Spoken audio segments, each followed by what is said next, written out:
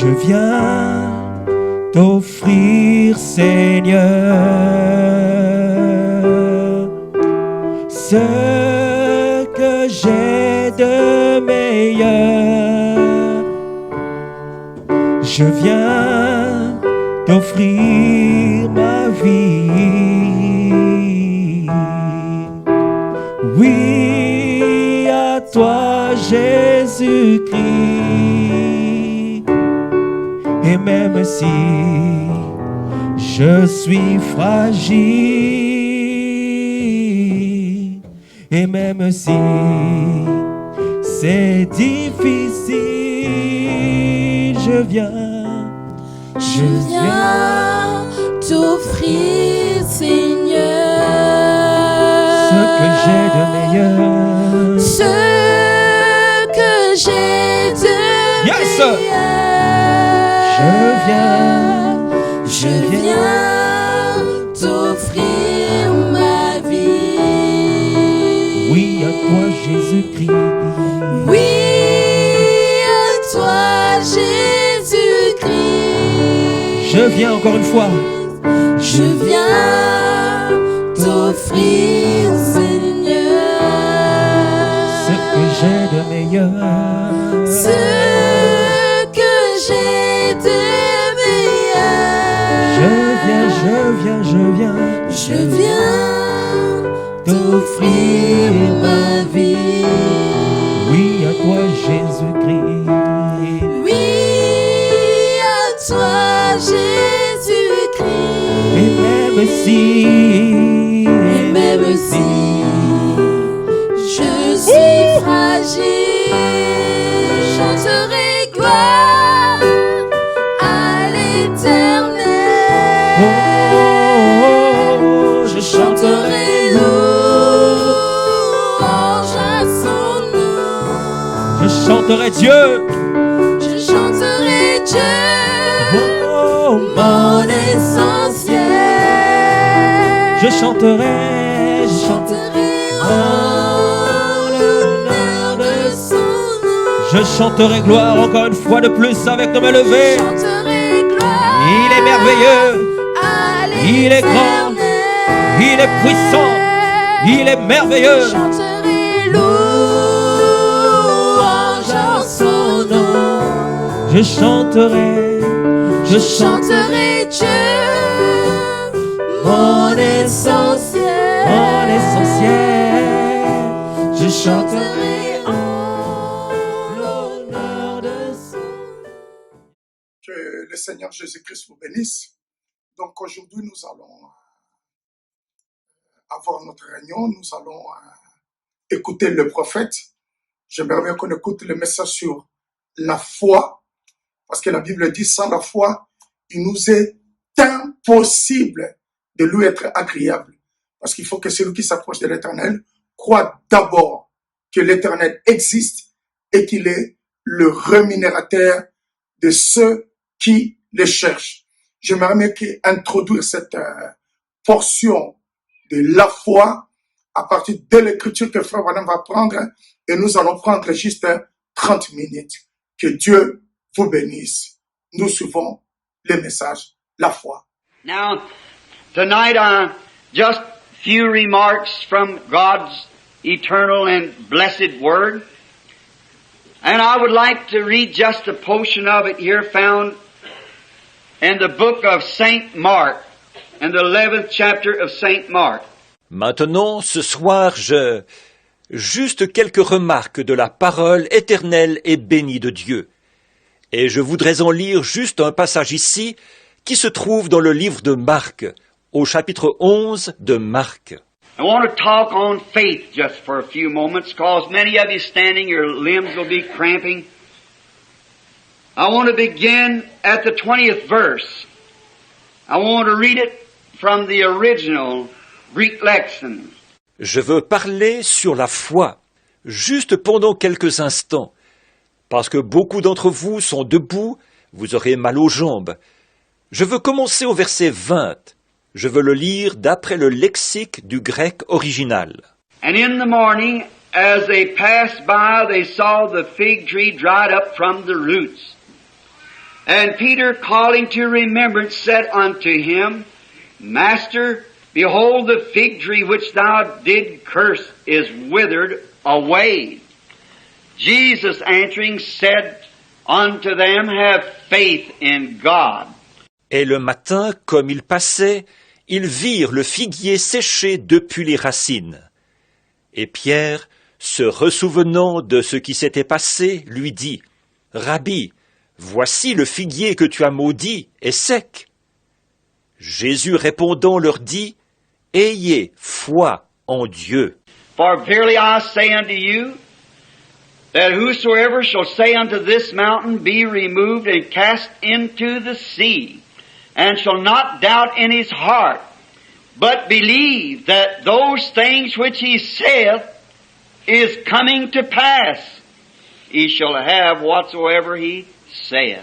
En vérité, je vous dis que quiconque dira à cette montagne, ôte-toi et jette-toi dans la mer, et qui ne doutera pas dans son cœur, mais croira que ce qu'il dit se fait, tout ce qu'il aura dit lui sera fait. What a blessed promise. Amen. Faith in God. It's a staggering thing to many people. And yet we ought to be ashamed of ourselves to confess that we don't have faith in God. Quelle promesse bénie! La foi en Dieu. Pour beaucoup de gens, c'est quelque chose de stupéfiant. Et pourtant, nous devrions avoir honte de confesser que nous n'avons pas foi en Dieu.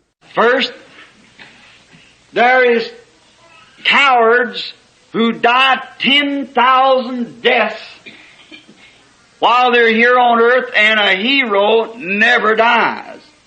His memories linger on for his great heroic deeds. D'abord, il y a des lâches qui meurent 10 000 fois pendant qu'ils sont ici sur terre. Mais un héros ne meurt jamais. Sa mémoire subsiste par suite de ses hauts faits héroïques. And usually, people who have faith are people who have experience. Experience brings faith. I think that's the reason that the Bible teaches us. Jesus said in St. John, the 3rd chapter, except the man be born again, he cannot understand the kingdom of God. Et d'habitude, les gens qui ont la foi sont des gens qui ont de l'expérience. L'expérience produit la foi. Je pense que c'est la raison pour laquelle la Bible nous enseigne. Jésus a dit dans Jean au chapitre 3, « Si un homme ne naît de nouveau, il ne peut pas comprendre le royaume de Dieu. » Now that's quoting from the original. In the King James it said he cannot see, but the word doesn't mean see like you look with your eyes. It means to understand. Or ça, c'est en le citant d'après le texte original. Dans la version du roi Jacques, il est dit « il ne peut pas voir ». Mais ce mot ne veut pas dire « voir », comme vous regardez avec vos yeux. Ça veut dire « comprendre ». You can't see the kingdom anyhow. You must understand it. And Jesus said, except the man be born again first, he cannot understand the kingdom of God. Amen. So it behooves us to have an experience before faith can ever accomplish very much. Vous ne pouvez pas voir le royaume de toute façon. Vous devez le comprendre. Et Jésus a dit, si un homme ne naît de nouveau, premièrement, il ne peut pas comprendre le royaume de Dieu. Alors il nous faut avoir une expérience avant que la foi puisse accomplir beaucoup de choses. Therefore, people ought to be saved before first they come to God and have an experience of salvation before they approach God for their healing. It'll work wonders if you can only believe it. Par conséquent, les gens devraient d'abord être sauvés. Premièrement, ils viennent à Dieu et ont une expérience du salut avant de s'approcher de Dieu pour leur guérison. Cela devra Cela accomplira des prodiges, si seulement vous pouvez le croire. Now, notice many times in the scriptures, we take the famous old scene of Israel when they were in trouble and there was a war broke out between Israel and the Philistines. And Israel had gathered themselves over on the side of a hill. Maintenant, remarquez, bien des fois dans les Écritures, prenons cette fameuse vieille scène d'Israël quand ils avaient des difficultés. Une guerre avait éclaté entre Israël et les Philistins, et Israël s'était rassemblé sur le flanc d'une colline. And the battle was set in order, but no man was able to go to battle, because over on the other side of the hill, the enemy had a great challenger. Et ils étaient en ordre de bataille, mais personne n'était capable d'aller combattre, parce que sur l'autre flanc de la colline, l'ennemi avait un grand challenger. And as it was then, so is it now. Amen. That when God's people starts to go to do something, the enemy always has a challenger. Amen. Challenge you for it. Et ce qui est arrivé à cette époque-là arrive de même maintenant. Quand le peuple de Dieu se met en marche pour commencer à faire quelque chose, l'ennemi a toujours un challenger pour vous défier. And this great, almost prehistoric giant stood there with 14-inch fingers on him and a spear in his hand the size of a weaver's needle. He challenged any man of Israel to come and fight with him. Et ce grand géant, presque préhistorique, se tenait là, avec des doigts de 35 centimètres. Et il avait à la main une lance de la taille d'une aiguille de tisserand. Il défiait tout homme d'Israël de venir se battre avec lui. That's the way the enemy does when he thinks he has the upper hand. He'll never do it when he sees conquering faith. Amen. But he'll only do it when he knows he's got you cowed down. Amen. That's when the church can't move. It's when he's got the weaver's needle over you. C'est comme ça que l'ennemi agit quand il pense qu'il a le dessus. Il ne le fera jamais quand il voit une foi victorieuse. Mais il le fera uniquement quand il sait qu'il a réussi à vous intimider. C'est là que l'Église ne peut pas bouger, quand il a l'aiguille de tisserand sur vous. But while in the armies of the Israelites, Saul, the great warrior, if there was any man in the whole army that was more apt to be able to go and fight with this giant was Saul. Mais pendant que dans les armées des Israélites, Saül, le grand guerrier, s'il y avait un homme dans toute l'armée qui était plus apte à pouvoir aller se battre avec ce géant, c'était Saül. First, he was a well-trained warrior. He knew all the maneuvers, how to dodge the spears and how to knock them off with his shield. And above that, he was head and shoulders above any man in his army. Amen. He was more physically for a match, and he was a trainer of man. Premièrement, il était un guerrier bien entraîné. Il connaissait toutes les manœuvres. Comment esquiver les lances et comment les parer avec son bouclier. Et en plus de ça, il dépassait d'une tête tous les hommes de son armée. Physiquement, il faisait plus le poids. Et c'était un entraîneur d'hommes. But as it was with Saul in those days, we find the same thing existing today among people who go to church. Some of them who are the best trained scholars has the least faith in God sometimes. Mais ce qui est arrivé dans le cas de Saül à l'époque, nous voyons que c'est la même chose aujourd'hui, parmi les gens qui fréquentent l'Église. Certains d'entre eux, qui sont des érudits avec la plus solide formation, ont quelquefois la plus petite foi en Dieu. Has the PhDs and DDs and try to explain it or try to get away from the very fact of facing God's Word, they try to explain it away some other way. Ils ont doctorat en philosophie et doctorat en théologie, et ils essayent de l'expliquer, ou ils essayent d'éviter le fait même de faire face à la parole de Dieu. Ils essayent d'y trouver une explication convaincante qui va dans un autre sens. And it's true. All of our scholarship, all of our training never puts us in position to meet the enemy. Amen. It takes faith in God to do that, and that alone. Et c'est vrai, tout notre savoir, toute notre formation ne nous mettra jamais en position d'affronter l'ennemi. Il faut la foi en Dieu pour le faire, et rien que ça. But if we notice, while this giant was making his great boast, and this great theologian as it would be, stand there well trained to know how to fight, but he had never had any experience with God. Mais si nous remarquons, pendant que ce géant était là, à se vanter, ce grand théologien, dirait-on, se tenait là avec une solide formation pour savoir comment se battre, mais il n'avait jamais eu aucune expérience avec Dieu.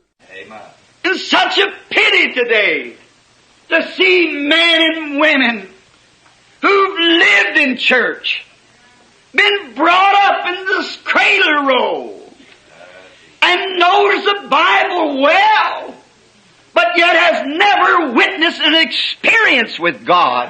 Et c'est vraiment dommage aujourd'hui de voir des hommes et des femmes qui ont vécu dans l'Église, qui ont été élevés, inscrits sur les registres de la naissance, et qui connaissent bien la Bible, mais qui, pourtant, n'ont jamais témoigné d'une expérience avec Dieu. What we need is to get back to a real heartfelt experience. To know who you got faith in.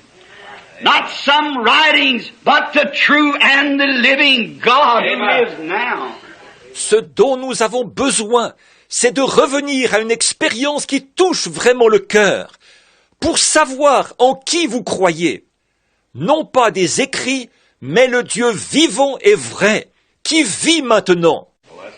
And there, in the midst of that, way back over behind the fields, God had a little ruddy boy by the name of David. He tended his father's sheep. And while he was tending his sheep, he got some experience. Et là, au milieu de tout ça, en retrait derrière les champs, Dieu avait un jeune garçon, au teint rosé, du nom de David. Il gardait les brebis de son père. Et pendant qu'il gardait ses brebis, il avait eu des expériences. And it was his father who sent him up to the armies to take his brothers some fig cakes and raisin cakes. And while he was up there, he saw this great giant come out and make this big wide boast. Et c'est son père qui l'envoyait là-bas auprès des armées pour apporter à ses frères des gâteaux de figues et des gâteaux de raisin. Et pendant qu'il était là-bas, il a vu ce grand géant s'avancer et se vanter haut et fort. Now, little David was no match at all. First he was just a young fella, and the next thing he was a ruddy fella, which means he was a little runt, as we would call it. And he was no match at all. Or, le petit David ne faisait pas le poids du tout. D'abord, il n'était qu'un jeune garçon, et puis, il était un garçon au teint rosé, ce qui veut dire que c'était un gringalet, comme on l'appellerait. Et il ne faisait pas le poids du tout. He never had a sword in his hand. Perhaps he never picked up a shield in his life. He knew nothing about military training. Il n'avait jamais tenu une épée dans sa main. Peut-être qu'il n'avait jamais soulevé un bouclier de sa vie. Il ne connaissait rien de la formation militaire. But there's one thing he did know. Amen. He knew his God. Amen. That's the main thing. He knew he had believed. Praise God. And so when the giant made his challenge, David knew another thing, what was right and wrong. Mais il y avait une chose qu'il connaissait bien. Il connaissait son Dieu. C'est ça l'essentiel. Il connaissait celui en qui il avait cru. Et alors, quand le géant a lancé son défi, David, il y avait une autre chose qu'il connaissait. Ce qui était bien et ce qui était mal. Sometimes we who go to church doesn't seem to hardly have the spiritual intelligence to know the difference. If we do, we don't act any different. Parfois, nous qui fréquentons l'Église, il semble que nous n'avons pas, pour ainsi dire, l'intelligence spirituelle qu'il faut pour faire la différence. Si nous l'avons, il n'y a pas de différence dans notre comportement. But he knew what was right and what was wrong. He knew it was wrong for that Philistine to defy the armies of the living God. So he said these words, "Do you mean to tell me that you let that uncircumcised Philistine stand there and defy the armies of the living God?" Amen. What a rebuke to a trained army. Mais il savait ce qui était bien et ce qui était mal. Il savait que c'était mal pour ce Philistin de défier les armées du Dieu vivant. Alors, il a prononcé ces mots. « Vous n'allez pas me dire que vous allez laisser ce Philistin circoncis se tenir là et défier les armées du Dieu vivant. Quelle réprimande pour une armée bien entraînée. » What a rebuke it is today for some little washwoman, maybe that doesn't know her ABCs, but can stand in the face of a well-trained clergyman who's saying the days of miracles are past and defy his words by saying, "I was once crippled or sick and now I'm healed." Amen. Quelle réprimande aujourd'hui qu'une petite lavandière qui peut-être ne connaît pas son alphabet, mais elle peut se tenir en face d'un ecclésiastique bien formé, qui déclare que les jours des miracles sont passés, et elle va défier ses propos en disant « À un moment donné, j'étais estropié ou malade, et maintenant je suis guéri. » She might not know all the ins and outs of theology, but she knows God. Amen. After all, that's what's required. Hallelujah. Peut-être qu'elle ne connaît pas tous les tenants et les aboutissants de la théologie, mais elle connaît Dieu. Après tout, c'est ça qui est exigé. Praise And the Lord. there, this little ruddy David, just a youth with his little sheep coat wrapped around him, walked up into the face of those fellows and made them ashamed of themselves. Amen.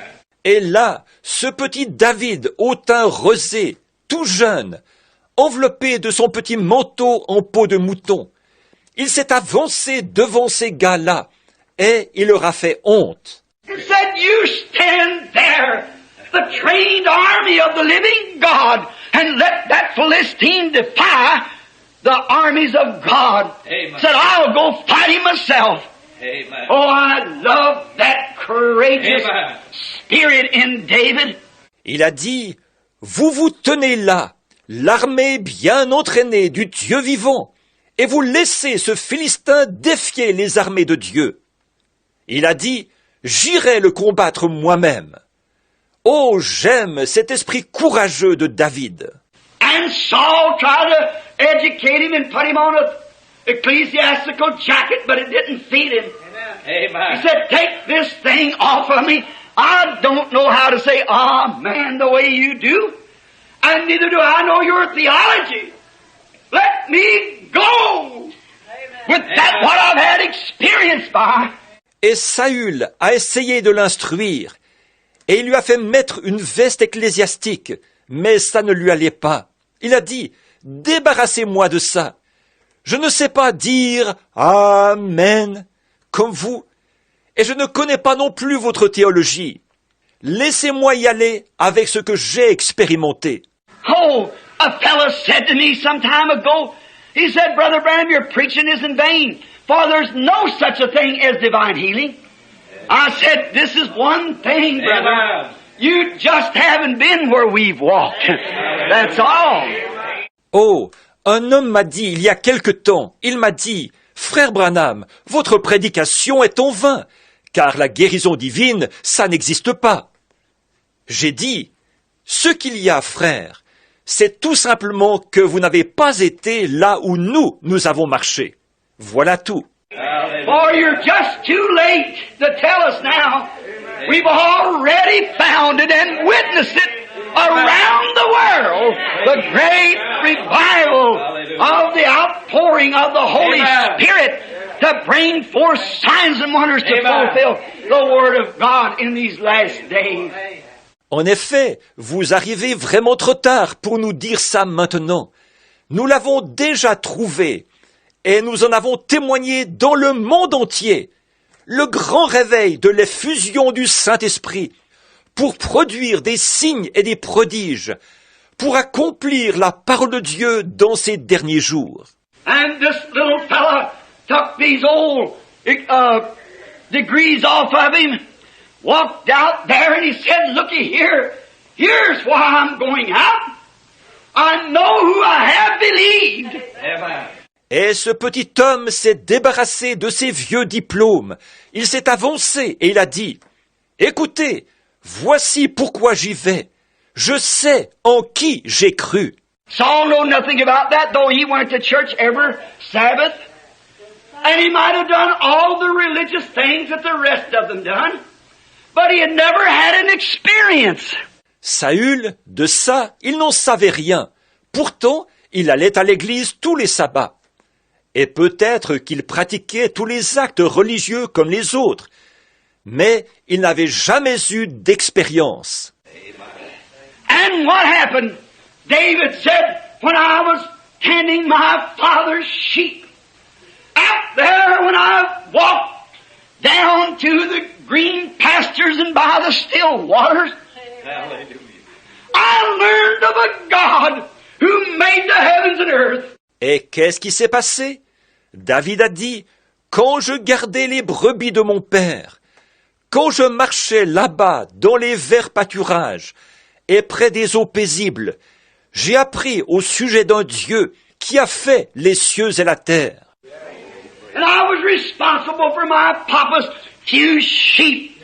And a bear run in and grabbed one and I slew him. Amen. And a lion run in and grabbed the kid and took off and I knocked him down with my slingshot. And when he raised up, I grabbed him by the beard and slew him. Et j'étais responsable des quelques brebis de mon papa. Un ours est venu saisir l'une d'entre elles et je l'ai tuée. Puis un lion est venu, a saisi un petit et s'est sauvé. Et je l'ai jeté à terre avec ma fronde. Et quand il s'est relevé, je l'ai saisi par la barbe et je l'ai tué. He said, the God that delivered the bear and the lion, how much more will he deliver that uncircumcised Philistine into my hands? Il a dit, le Dieu qui a livré l'ours et le lion, à combien plus forte raison livrera-t-il ce Philistin circoncis entre mes mains? Certainly, he knew what he was talking about. He had faith in God. He had had an experience to see what God would do. Therefore, he knew that experience would carry him on to victory. Certainement, il savait de quoi il parlait. Il avait foi en Dieu. Il avait eu une expérience d'avoir vu ce que Dieu allait faire. Par conséquent, il savait que cette expérience-là allait le mener à la victoire. Oh, years later, when he became the king of Israel, there's no doubt that he became king for such a warrior as that. When he became king, he had an idea. Let me build the house of the Lord. Oh, des années plus tard, quand il est devenu roi d'Israël, Ce n'est pas étonnant qu'il soit devenu roi, un guerrier comme celui-là. Quand il est devenu roi, il a eu une idée. Je vais bâtir la maison de l'Éternel. And when the prophet Nathan that night took him out and was talking to him, the Lord appeared to Nathan. He said, go tell my servant David. I know he was just a little ruddy thing. I know he's wearing a sheep coat. But I took him away from that sheep coat and made him a ruler over my people and give him a name like the great man in this earth. Et alors, le prophète Nathan, ce soir-là, était sorti avec lui et s'était entretenu avec lui. Le Seigneur est apparu à Nathan. Il a dit, « Va dire à mon serviteur David, je sais qu'il n'était qu'un petit gars au teint rosé. Je sais qu'il portait un manteau en peau de mouton. Mais je l'ai retiré de ce pâturage et je l'ai établi chef sur mon peuple. Je lui ai donné un nom semblable aux grands hommes de cette terre. » How God seen that sincerity of faith to believe him upon an experience that he was the living God. Oh, combien Dieu a vu cette sincérité de foi pour le croire, fondée sur une expérience qui montrait qu'il était le Dieu vivant. How little it was for Abraham after he had endured seeing him who was invisible. How after he met God and had an experience of talking face to face with God, that he could call those things which were not as though they were. C'était bien peu de choses pour Abraham, après qu'il avait tenu ferme, comme voyant celui qui était invisible. Là, après avoir rencontré Dieu, et après avoir eu l'expérience de parler avec Dieu face à face, il pouvait appeler les choses qui n'étaient pas comme si elles étaient. For he had an experience. He had talked to God face to face. That's what we need. Is a personal experience with the living God. En effet, il avait une expérience. Il avait parlé à Dieu face à face. C'est ça qu'il nous faut. Une expérience personnelle avec le Dieu vivant. How that Moses, after having 40 years of religious training by his mother, how having 40 years of military might in his hands, of how to whip a nation, how to conquer, and it taken God 40 years to take it out of him. Moïse, après 40 ans de formation religieuse auprès de sa mère, 40 ans avec le pouvoir militaire en main, pour savoir comment vaincre une nation, comment conquérir. Et Dieu a mis 40 ans à sortir ça de lui. But once out there in the wilderness alone, one day he come face to face with God in a burning bush. And he was better equipped in 5 minutes after he had talked with God than 80 years of schooling had done anything to him. Mais une fois seul, là-bas, dans le désert, un jour il s'est trouvé face à face avec Dieu dans un buisson ardent. Et en 5 minutes, il était mieux équipé après avoir parlé avec Dieu. Merci Seigneur Jésus-Christ, c'est vraiment merveilleux. Chacun de nous va entrer dans la prière par rapport à ce qu'il a écouté, parce que la foi, c'est la chose la plus importante pour chacun de nous. Prions le Seigneur tous ensemble.